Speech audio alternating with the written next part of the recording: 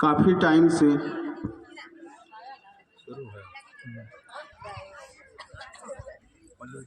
सुन रहे थे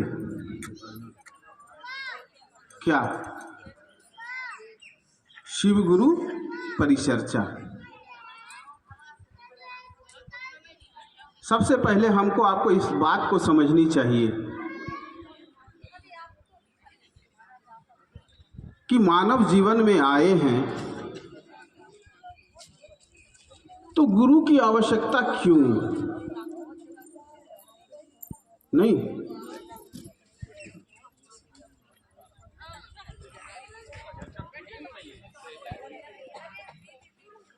मानव जीवन में गुरु की आवश्यकता, जब तक आवश्यकताएं समझ में नहीं आएंगी जी दीदी तो उसका महत्व समझ में नहीं आएगा। नहीं, हम लोग अगर एक सुई की भी आवश्यकता पड़ती तभी सुई खरीदते हैं, आवश्यकता जेट विमान की पड़ती है तो जेट विमान भी खरीद लेते हैं। आवश्यकता सुई की नहीं पड़ी होती तो सुई भी नहीं खरीदते और हवाई जहाज भी नहीं खरीदते। तो यहां तो गुरु की बात कही जा रही है। और कैसे गुरु? वैसे गुरु हैं जिनसे हमारा आपका नाता पूर्व से जुड़ा हुआ है। किस रूप में? भगवान भक्त के रूप में। शिव को गुरु मानने से पूर्व उसी शिव से तो हमारा आपका नाता तो था ही। दीदी, आप लोग घर से आई हैं अपने घर वालों को कह करके कि जी मैं जा रही हूं शिव चर्चा में, नहीं, सभी लोग कह के आई हैं दीदी। और आने के बाद आप गप से किसी को बांध देंगी ना तो आप तो नहीं सुनेंगी, अगल बगल के बैठी गुरु बहनों को भी सुनने से बाधित करेंगी। सुनने से अगर उनका कुछ अच्छा होने को होगा ना वो वंचित रह जाएंगे और अनजाने भी उनके भी कर्मों का फल हम लोग ले लेते हैं। अपना कर्म फल तो हमसे संभाले नहीं संभलता, हम लोगों को चलने का खुद ही संभांग नहीं है दीदी, गोड़ में जाता बांध लेते हैं।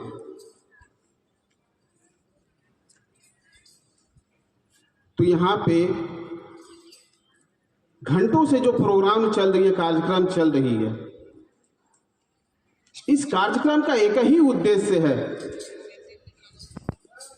कि जिस शिव से हमारा आपका भगवान भक्त के रिश्ते में पूर्व से एक नाता तो जुड़ा हुआ था ही, उनसे एक रिश्ता बढ़ाने की बात कही जा रही है। वो रिश्ता कौन सा? गुरु और शिष्य के रूप में। अभी कुछ देर पहले ही इस बात को हम कहे कि अगर सुई की जरूरत नहीं पड़े तो हम और आप सुई भी नहीं खरीदते हैं, और जहाज की जरूरत पड़ जाती है लोगों को तो लोग अपना प्राइवेट जेट भी खरीदते हैं। इसका मतलब है कि उसके जीवन में उनको उन चीजों की प्रयोजन रही। तो पूर्व से आपका रिश्ता उस शिव के साथ भगवान भक्त के रूप में था ही, तो गुरु क्यों माने? प्रश्न उठेगा ना। आप जिनसे अनुमति ले करके अपने घरों से कह करके आए हैं कि जी शिव चर्चाओं में जा रहे हैं, आपके पतिदेव पूछेंगे ना दीदी कि उस शिव से तुम्हारा रिश्ता भगवान भक्त के रूप में तो था ही, मंदिर तो जाती ही हो, तो गुरु क्यों मानना? तो आप ही जब नहीं समझेंगी तो उनको क्या समझाएंगी? इसलिए कहा गया है कि पहले इस बात को समझिए कि गुरु की आवश्यकता मानव जीवन में क्यों है। जानते हैं, हम और आप जिस संस्कृति को मानते हैं ना दीदी, उसे सनातन संस्कृति कहता है। हम लोग सनातन संस्कृति को मानने वाले हैं ना, और हमारा आपका सनातन संस्कृति इस बात को कहती है कि बिन गुरु तीर्थ व्रत उपवास यज्ञ यात्रा हवन भिखमंगे को दान, किसी को एक गिलास पानी भी देते हैं ना दीदी, आपके जीवन में अगर कोई सबल गुरु नहीं हो, कोई ताकतवर गुरु नहीं हो, तो इन सभी कर्मकांड का कोई परिणाम नहीं मिलता। अब समझे क्यों प्रयोजन है गुरु का? अगर आप पूजा पाठ की दुनिया में उसी शिव से अगर संबंध भी जोड़ते हैं, गुरु शिष्य का बाद में भी रखिए, अगर पूजा पाठ की दुनिया में भी कहा गया है कि शिव से ऊंची सत्ता कोई नहीं है, शिव भगवान की भी दृष्टिकोण से आप भक्त बन करके भी उससे अगर रिश्ता जोड़ने जाइएगा ना दीदी, तो उससे ऊंची सत्ता किन्हीं की नहीं है। भगवान के रिश्ते में भी वो सर्वोच्च सत्ता पे बैठे हुए हैं। तो अगर हम और आप पूजा पाठ की दुनिया में उस शिव से अगर संबंध स्थापित करने अगर जाते हैं, तो कहा गया है, हमारा आपका संस्कृति कह रहा है कि बिन गुरु युक्ति नहीं, बिन युक्ति भक्ति नहीं। आपको अगर उस शिव से भगवान भक्त का भी रिश्ता करना रखना है और उनका भक्त भी बनना है, तो आपको गुरु की जरूरत पड़ेगी। टेक्निक कहाँ से लाएंगे, युक्ति कहाँ से लाएंगे? इसलिए कहा गया है बिन गुरु युक्ति नहीं और बिन युक्ति भक्ति नहीं। आप पूजा पाठ की भी दुनिया में चले जाइए, आपको गुरु की जरूरत पड़ेगी। अब समझ में आ गई बात कि मानव जीवन में गुरु की क्या अहमियत है, क्या जरूरत है, आवश्यकताएं क्या है, प्रयोजन क्यों है गुरु बनाने का।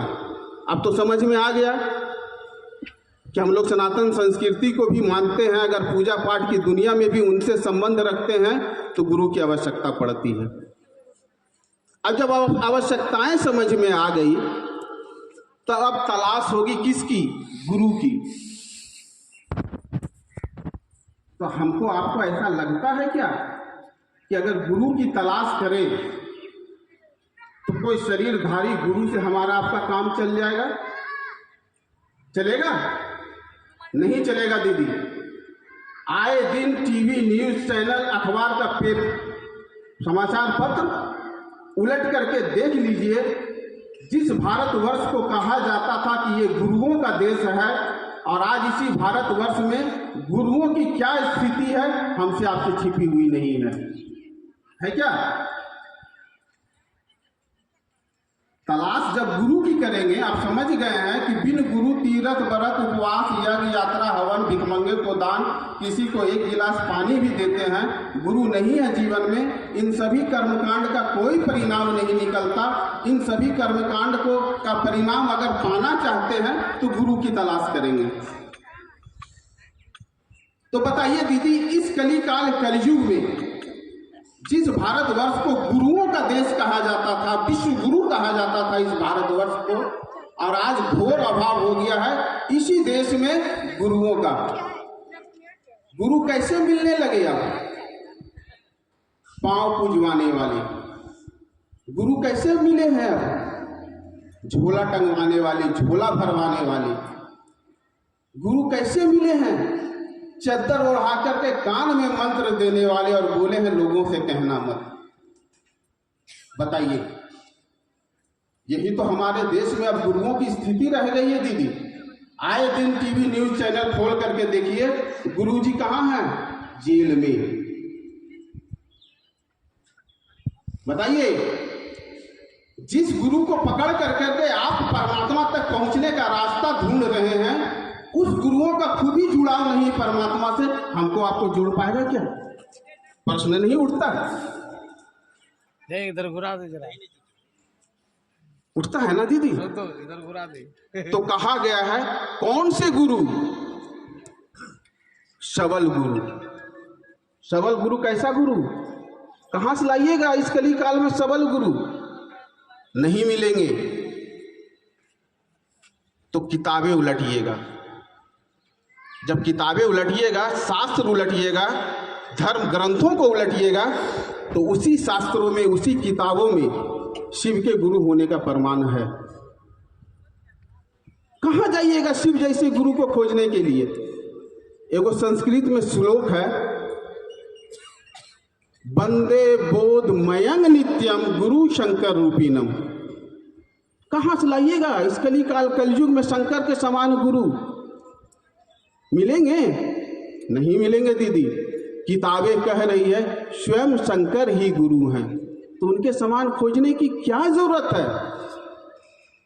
मोती साबुन, बहुत मुद्दतों के बाद हम पहले मोती साबुन से नहाते थे। जब मोती साबुन बंद हो गया था ना बीच में, उदाहरण ले रहे हैं, पकड़िएगा मत इस बात को, तो मोती जैसा साबुन खोजते थे। और एक दिन मेरी पत्नी गई एक दुकान, बोली ए जी मोती जैसा साबुन क्यों ढूंढना इस दुकान में, तो मोती साबुन ही मिल रहा है। क्या किए? 6 ठो ले लिए, फिर मिले ना मिले। ठीक उसी प्रकार शंकर के समान गुरु कहाँ ढूंढिएगा? किताबें हमारी आपकी कह रही कि स्वयं शिव गुरु हैं। किताबों में प्रमाण है शिव के गुरु होने का, एक नहीं हजारों प्रमाण है। संभवे गुरुवे नमः, गुरु नाम गुरुवे नमः, तुम त्रिभुवन गुरु वेद बखाना। ऐसी एक नहीं हजारों पंक्तियां हैं शास्त्रों में शिव के गुरु होने का। बताइए अब शरीरधारी गुरु से हमारा आपका काम चलेगा? जब पता चला है कि स्वयं ईश्वर भी शिव हैं और गुरु भी शिव हैं। गुरु क्या करते हैं? जीव को शिव से मिलवाते हैं, यही काम है ना गुरुओं का। और इस जीव को ईश्वर के रूप में शिव के पास जाना है और स्वयं शिव ही गुरु हैं। बोलिए जाना कितना आसान होगा? ये पानी पी ले, मुंह सूख रहा है। ही गुरु हैं। किताबें में तो लिखा हुआ दीदी कि शिव से बड़े गुरु को है ही नहीं, मगर उन्हें अपना कैसे बनाया जाए किसी अनजाने कारणों से नहीं लिखा गया। जब ये बात समझ में आ गई है कि मानव जीवन में आए हैं तो एक गुरु की जरूरत पड़ेगी, और अगर गुरु करते हैं तो शरीरधारी गुरु से काम नहीं चलेगा। अन्य देवी देवताओं ने भी गुरु का काम नहीं किया, एकमात्र गुरु का काम किए हैं तो वो है शिव।